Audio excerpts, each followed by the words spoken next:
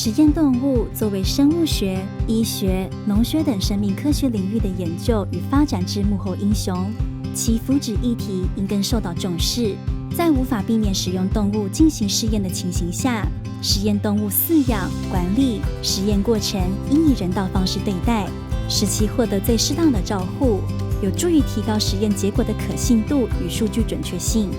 农委会畜牧处于2020年发行《实验动物科学基础篇》《实验动物科学技术篇》2本书籍，提供实验动物从业人员现场实务操作之作业程序及技术规范，强化实验动物福祉概念与知识管道。实验动物科学基础篇让相关从业人员学习更完整的实验动物3R 精神，让硬体理论基础及现场实务操作之专业知识，亦强化国内实验动物照护及使用委员会进行动物设施运作的监督管理，提供实验动物良好的饲育管理及医疗照护。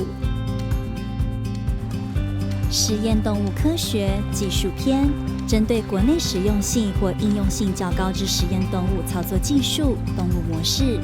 以系统化分类说明各项手术技术、疾病模式动物及其应用技术，以持续培养实验动物学研界专业人才。